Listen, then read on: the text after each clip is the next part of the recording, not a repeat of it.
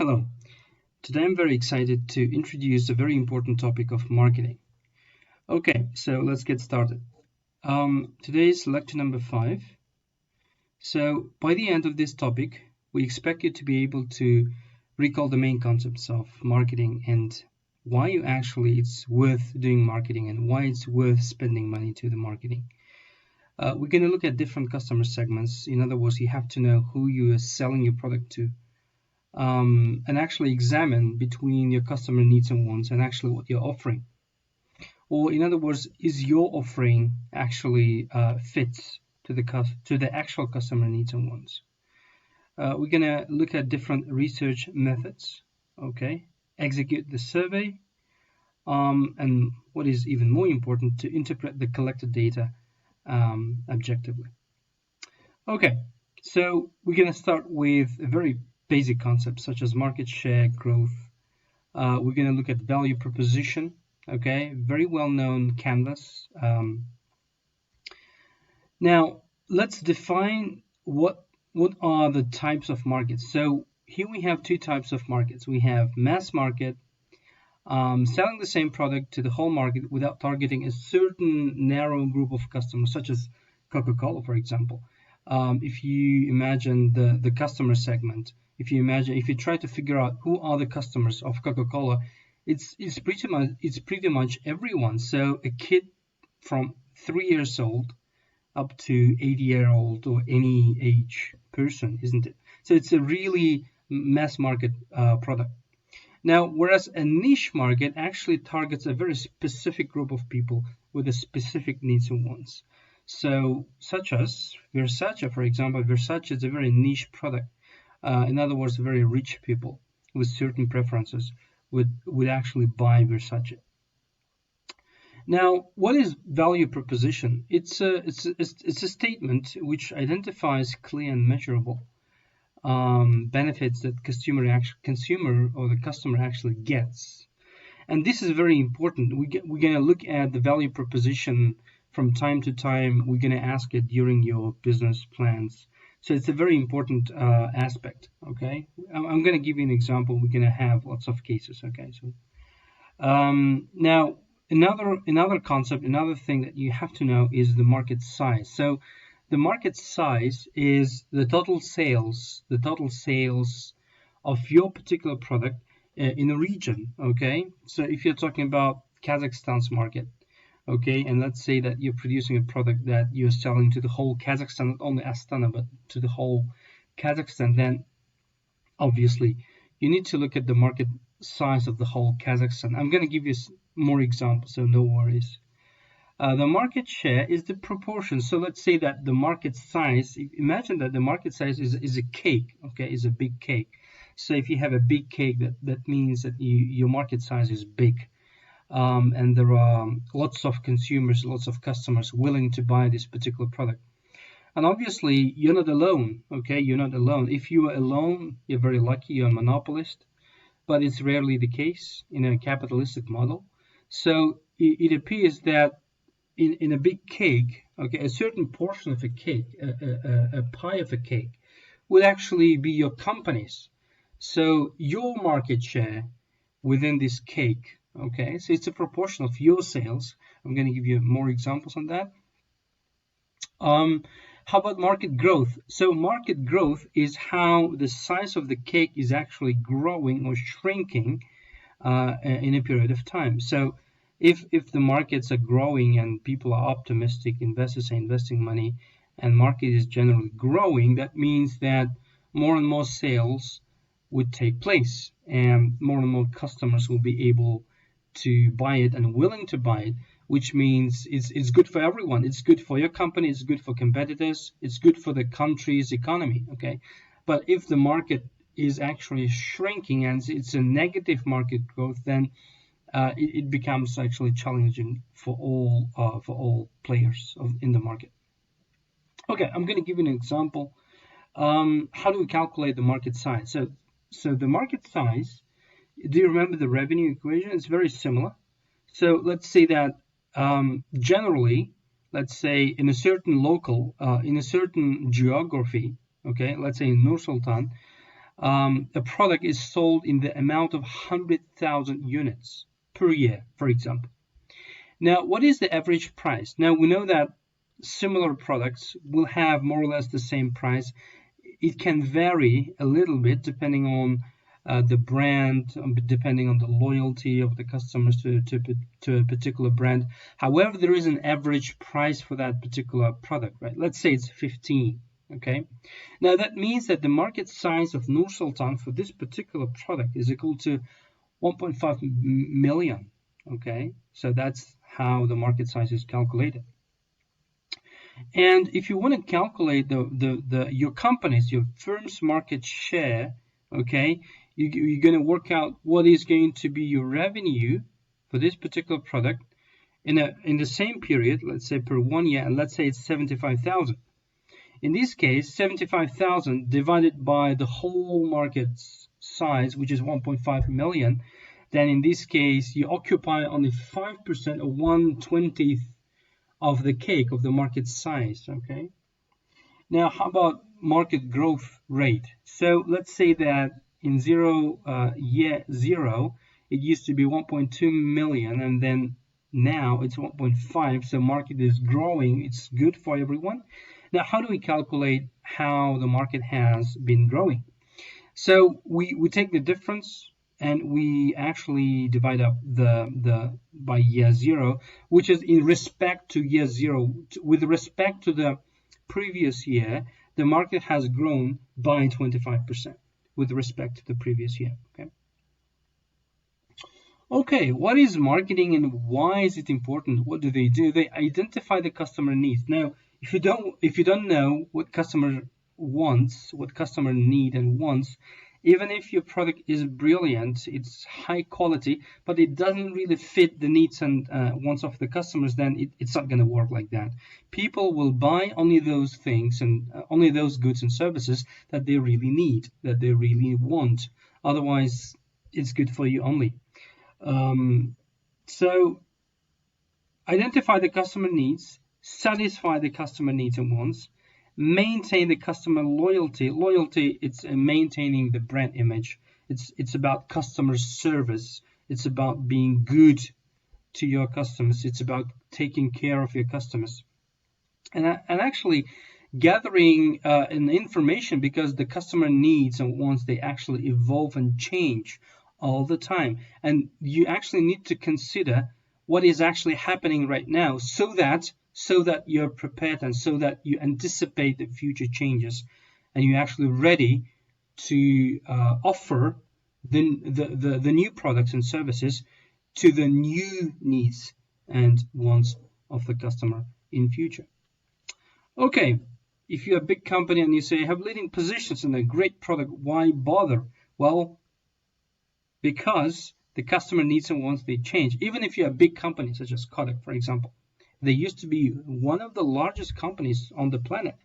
However, they actually missed that opportunity. They actually didn't want to consider, well, at least they considered but didn't pay enough attention to the innovations, to the evolving changes in a technology and therefore the customer needs and wants. So unfortunately, these guys didn't do well. General Motors, the previous one, it went bankrupt as well. The Compaq was actually taken over by HP. So these companies were huge and big. However, they had some problems, and some of them even went bankrupt because the customer, the king, tastes change and evolve. And there are competitors all the time. Competitors, they do not. They actually come up with new ideas, they come up with new things, and actually they change the customer needs and wants. So the reason why customer needs and wants change is it's because your competitors are working hard, okay, and they're working on the new technology. Globalization. Now, it's not you cannot only consider the Nur Sultan's competitors if you are working here. You have to consider global players as well because they're here. Sounds terrifying. So what should we do then? First of all, maintain good customer relationship. If you have sold the product once, it doesn't mean that you have. It doesn't necessarily. It should not mean that you have to forget about your customer. No, because the recurring revenue, the continuing customer is always better than just one buyer customer, one-time customer. Keep improving the existing products. Bring out the new products to the new customers to keep the customers' interest. You can't just sell one thing again and again for 10 years. Even if it's brilliant, customers, they tend to get bored about this particular product. So you need to keep them changing all the time. Keep costs low. Now, do you remember the profit is equal to revenue minus costs? It's not easy to increase the revenue by increasing either the price or maintaining the higher volumes, or even both. But it is on the company's discretion. So the company can actually control the costs. So keep an eye on keeping the costs low, even if the market is growing, even if your revenue is increasing. You need to keep the costs as low as possible. We're going to talk about that in operations, about optimizations, okay? Because bad times may actually come, recession may start, crisis may evolve, and so on, okay? Well, the good question is, how do we do that? First of all, you need to know your customer. You need to know. Now, there are billions of people, there are millions of people. So can we say that they're all same? Can we say that all people buying the Coke are actually same? No, they're not. So you have to group them, you have to segment them, and actually have an individual approach to a group of customers. So first of all, you need to know who your customers are, and therefore divide them up. So a very primitive way of doing that, the initial way of doing that, you're going to segment them by age, by gender, by income level, buying ability, obviously, region, location, culture, okay? Use of the products, believe me that exactly the same product can be used differently in different regions, okay? And there might be different reasons of buying the same product in different regions. Lifestyle, urban areas, rural areas, why people buy this one in the rural areas, or why do they buy it in urban areas, and so on. Different customers require different products and positioning, okay? Now, I'm gonna talk about value proposition now, okay? Now, value proposition is very important. It's about laying out your customer profile.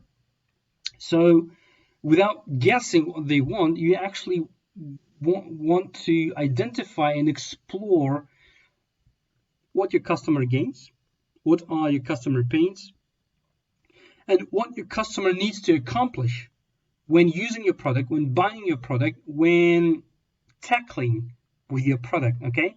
Now, we're going to look at these three particular things. Now, once you identify the gains, okay, of your customers, or pains of your customers, especially the pains, okay, if you relieve them, customers will be very happy about that, and the chances of buying this particular product or service are going to be increase a lot. And customer jobs. Now, once you identify them, you have to think about, okay, these are my gains. How do I create my gains in my product or service? These are the customer pains. How do I relieve these particular pains of my customers? These are the customer jobs that need to be accomplished. How do I make them easier? How do I make them more convenient? How do I actually get rid of them if it's possible? So eliminate some of the steps if it's possible. Make the lives of your customers easier. Guys, sometimes the customer jobs, I'm going to give you a few examples on that, is actually a key point. Sometimes this is going to be your positioning or the differentiation point. Okay. Well, there is actually more explanation if you follow the link on YouTube. Okay, there is actually more explanation by the authors of this particular thing of customer value proposition canvas. Okay, now I'm gonna give you an example. So this is Yandex Taxi. Okay, this is Yandex Taxi, Uber if you want to. So what are the customers? So if you wanna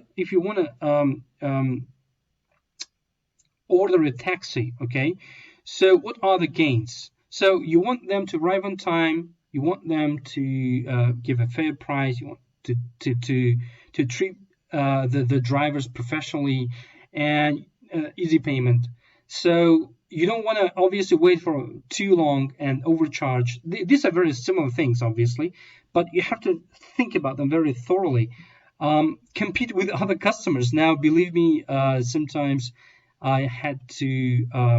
I was ordering the taxi using the InDriver, and sometimes the taxi driver wouldn't come because he would find a more expensive customer and wouldn't drive. So, which is not good, isn't it? So next time I wouldn't use the product. Unsafe driver, obviously unsafe is a huge pain. Now, what are the customer jobs when you want to order a taxi? Let's think about that. Find a taxi, call a taxi, give directions where are you and where you want to go, and pay for that particular taxi. Now, if we think about Yandex Taxi, for example, or Uber Taxi, these guys are saving a lot of time. It's a matter of a few minutes. Well, obviously, if it's a rush hour, you may actually wait for a bit longer, but this is inevitable. The drivers, they usually are more professional. At least Yandex, they keep an eye on that. There is a ranking system, so you can actually rate, and therefore the drivers would be more careful in treating you as a customer. And there is a visual map. It is so handy. It's so much more convenient.